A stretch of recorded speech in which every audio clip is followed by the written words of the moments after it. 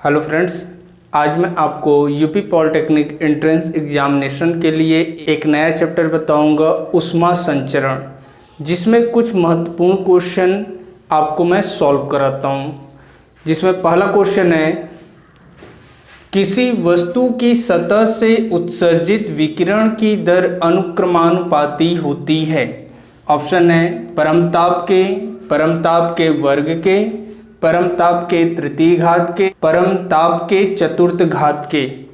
तो हम जानते हैं कि उत्सर्जित विकिरण की जो दर होती है वो परमताप के चतुर्थ घात के अनुक्रमानुपाती होती है, यानी Q प्रोपोर्शनल T के पावर 4, जो ऑप्शन डी करेक्ट है।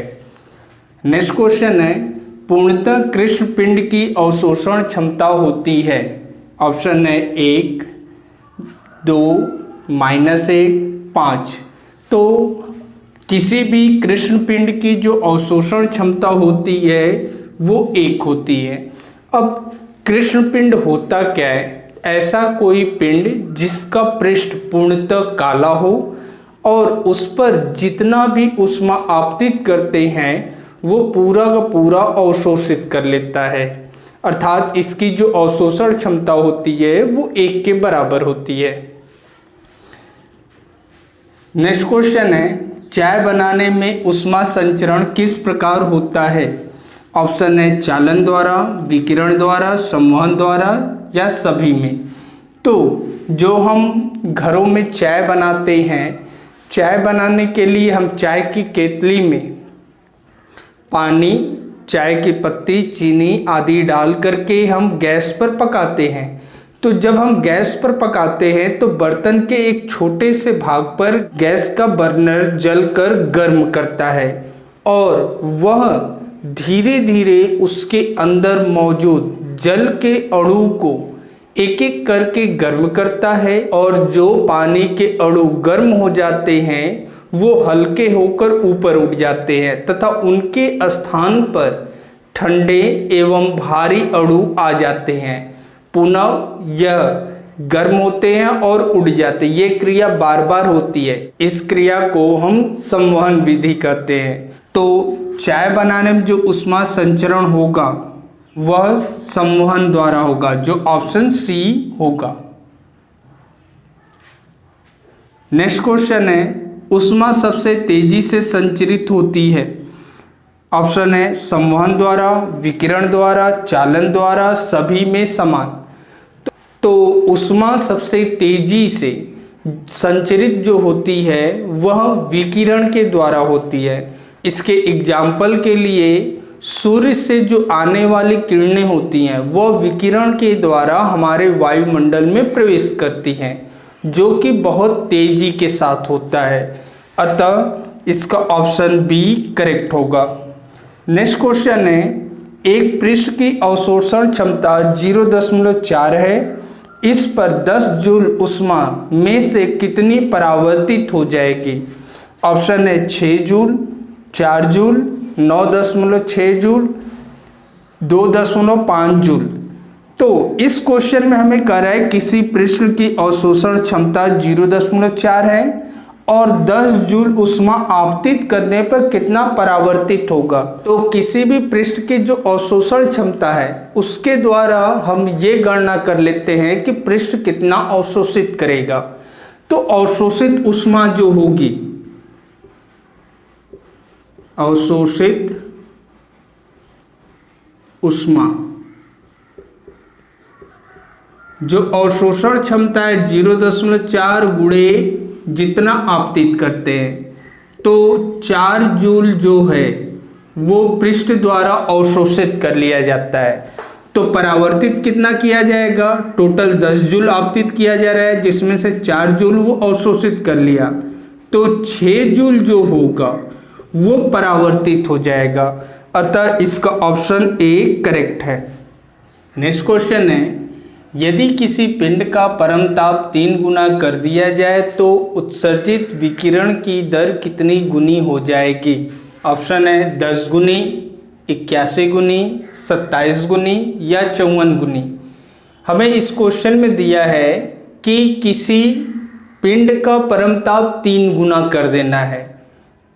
तो अगर हम मान लें पहले उसका परमताप कैपिटल T है तो बाद का ताप जो होगा वो 3T हो जाएगा। तो बाद में जो उत्सर्जित ऊष्मीय विकिरण की दर होगी Q2 प्रोपोर्शनल T2 के पावर 4, अर्थात Q2 प्रोपोर्शनल 3T के पावर 4। तो हो जाएगा Q2 प्रोपोर्शनल 81T के पावर 4, अर्थात जो बाद में उत्सर्जित ऊष्मीय विकिरण की दर है वो प्रारंभिक ऊष्मीय विकिरण का 81 गुना हो जाएगा, जो ऑप्शन बी करेक्ट है। नेक्स्ट क्वेश्चन है, किसी वस्तु का परमताप 2 गुना कर दे तो उत्सर्जित ऊष्मा की दर हो जाएगी। ऑप्शन है 2 गुना, बी 8 गुना, सी 16 गुना, डी 1/4। तो इस क्वेश्चन का आंसर आप हमें कमेंट बॉक्स में देंगे, क्योंकि इस टाइप के क्वेश्चन मैंने आपको लगा दिया है। नेक्स्ट क्वेश्चन है, 2 वस्तुओं के बीच ऊष्मा प्रवाह निर्भर नहीं करता है। ऑप्शन है उनकी मात्रा पर, उनके आयतन पर, उनके तापांतर पर, उनकी विशिष्ट ऊष्मा पर।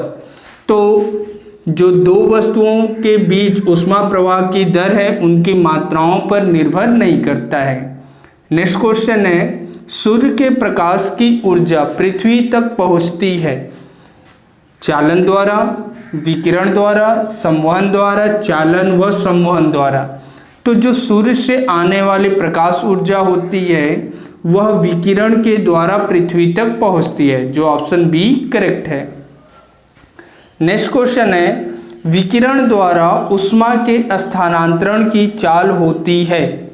ऑप्शन है 3 × 10⁸ मीटर प्रति सेकेंड, 3 × 10⁸ किलोमीटर प्रति सेकेंड, 320 मीटर प्रति सेकेंड, 320 किलोमीटर प्रति घंटा। तो जो विकिरण द्वारा ऊष्मा स्थानांतरण की चाल होती है वह प्रकाश की चाल के बराबर होती है, अर्थात 3 × 10⁸ मीटर प्रति सेकेंड, जो ऑप्शन ए करेक्ट है। नेक्स्ट क्वेश्चन है, यांत्रिक कार्य तथा उत्पन्न ऊष्मा में संबंध प्रदर्शित करने वाला समीकरण है। ऑप्शन है W/H = J, H/W = J, W×H = J, W/2H = J। तो कार्य तथा ऊष्मा के बीच जो सही संबंध होता है वह W/H = J के बराबर होता है, जो ऑप्शन ए करेक्ट होगा। नेक्स्ट क्वेश्चन है, ऊष्मा तथा उसके द्वारा किए गए कार्य में संबंध ज्ञात किया था। ऑप्शन है जेम्स वाट ने, डॉक्टर डी जूल ने, रुडोल्फ डीजल ने, न्यूकमन ने। तो ऊष्मा तथा उसके द्वारा किए गए कार्य के बीच संबंध जो है डॉक्टर डी जूल ने ज्ञात किया था, जो ऑप्शन बी करेक्ट है। नेक्स्ट क्वेश्चन है, किसी वस्तु का ताप 500 डिग्री सेंटीग्रेड बढ़ाने पर वस्तु के पृष्ठ से निकलने वाले विकिरण का रंग होता है। ऑप्शन है नारंगी लाल, पीला, नीला या लाल। तो जब किसी वस्तु का ताप हम 500 डिग्री सेंटीग्रेड बढ़ा देते हैं तो उसके पृष्ठ से जो निकलने वाले विकिरण का रंग होता है वो लाल रंग होता है, जो ऑप्शन डी करेक्ट है। नेक्स्ट क्वेश्चन है, ऊष्मा संचरण की किस विधि द्वारा अणु अपना स्थान नहीं बदलते हैं। ऑप्शन है चालन, संवहन, विकिरण, ये सभी। तो जो ऊष्मा संचरण में जो चालन विधि होती है उसमें अणु अपना स्थान नहीं बदलते हैं। जैसे किसी छड़ के एक सिरे को गर्म करते हैं तो कुछ समय बाद उसका दूसरा सिरा भी गर्म हो जाता है, क्योंकि ऊष्मा के संपर्क में जो आने वाला अणु होता है वो पहले गर्म होता है और वह जब पूर्णतः गर्म हो जाता है तो अपने पास वाले अणु को गर्म करता है। यही क्रिया चलती रहती है, इसमें अणु अपना स्थान नहीं बदलते हैं। तो इसका आंसर ए करेक्ट होगा। नेक्स्ट क्वेश्चन है, किसी पृष्ठ पर आपतित किरण 84 जूल है, इसमें से 24 जूल अवशोषित कर लिया जाता है, तो अवशोषण क्षमता होगी। ऑप्शन है 2.8, 0.28, 28 और 82। तो अवशोषण क्षमता का सूत्र होता है पृष्ठ द्वारा अवशोषित ऊष्मा बटे उस पर आपतित कुल ऊष्मा।